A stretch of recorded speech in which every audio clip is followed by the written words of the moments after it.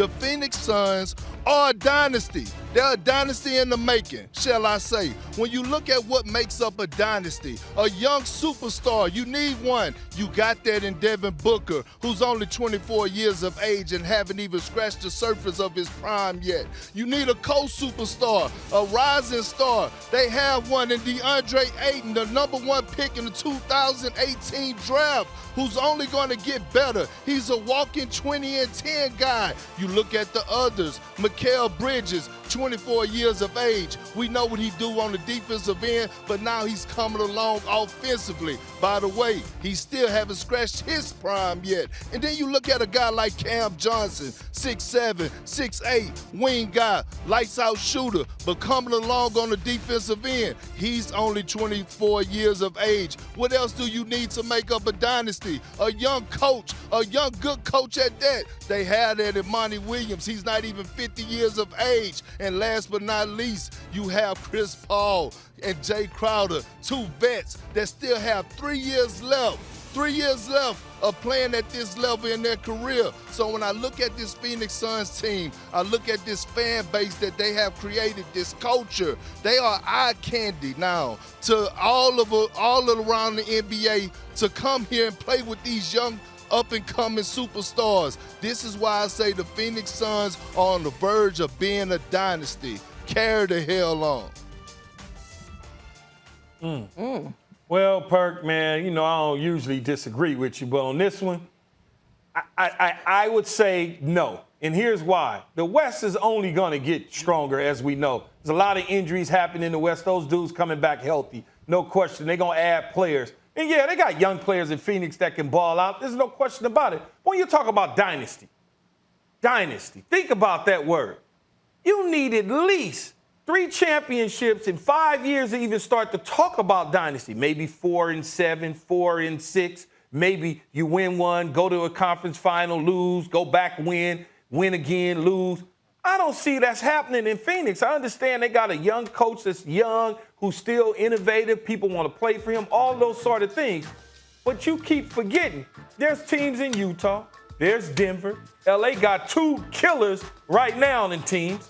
Am I missing anybody out west? Oh, wait a minute. Golden State. Klay Thompson will be coming back. And I think Draymond will have something to say to you for saying what you said. And then I think Steph Curry would say something. And they got assets to go get other pieces to go along with them.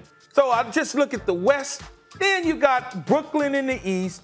I'm sure Philly gonna get their act together. Milwaukee's still hovering around. We see what your old Celtics went out and done and what they're gonna do. Miami's gonna steal somebody's star. Dallas, I forgot them out west too. So I'm not ready to say that they are going to be a dynasty or a dynasty in the making. Just get this one championship this year, and let's just go from there. Perk, I need you to do me a favor.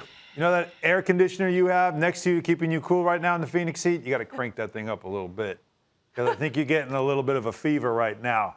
You're getting fever because of what you're watching. You're prisoner of the moment. You love what the Suns have become with the team. And everything you laid out, 100% correct. You did your homework. You have your facts straight. There's nothing about what you said that is wrong other than this one fact.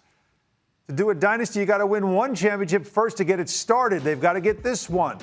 They have the coach, yes. They have the young star. They have the high draft pick that is developing in the big man. They have the veteran in CP3. They have some role players. What are they missing? An owner who likes to spend. An owner who would be willing to go into the luxury tax to keep a team like that together. Ayton's going to have to get paid off his rookie deal eventually, and he's going to look for max money. You already have book it max money.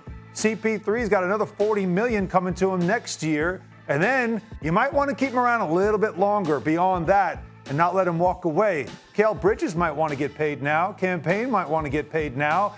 Do you have faith?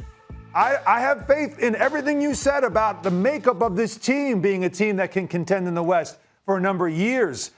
What I don't have is the demonstrated performance of ownership in Phoenix to pay for that, because the luxury tax, as you know, gets more expensive the deeper into it you go. And they have not shown that in their past. In fact, the last time they had a team to feel good about with Steve Nash and Amari Stoudemire and Mike D'Antoni, 7 seconds or less, that broke up. Why? over money. That's quite a counter. Man, you know what? You know what, Alan? Man, I hate to kill you like this in this moment because you came off so great. You came off like you was about to kill Big Perk. You told me to turn the AC unit down, but you failed to mention one thing.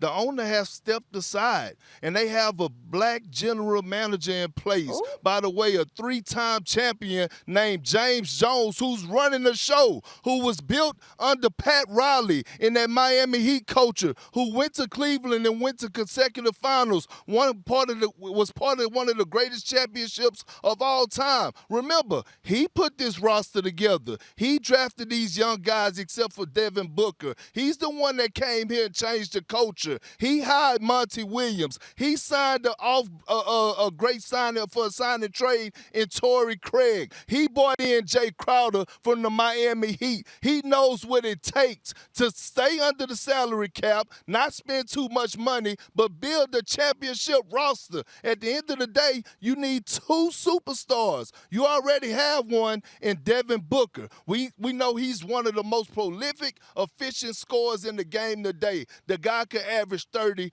in the season without a doubt. He could give you 50 on any given night. DeAndre Ayton, he's going to be a future All-Star, a future All-NBA player. At the end of the day, you could build around those guys. And the last thing to you, Allen and Key, they taste blood. The worst thing in the world can happen for young guys at this age is that they go through this and win a championship early. Because once you get this feeling, you don't want to go back to the old days. You want to keep winning. So they're going to keep getting better. They're going to continue to grow, and they're going to continue to strive. And by the way, this city is behind them 110%. Thanks for watching ESPN on YouTube. For live streaming sports and premium content, subscribe to ESPN+.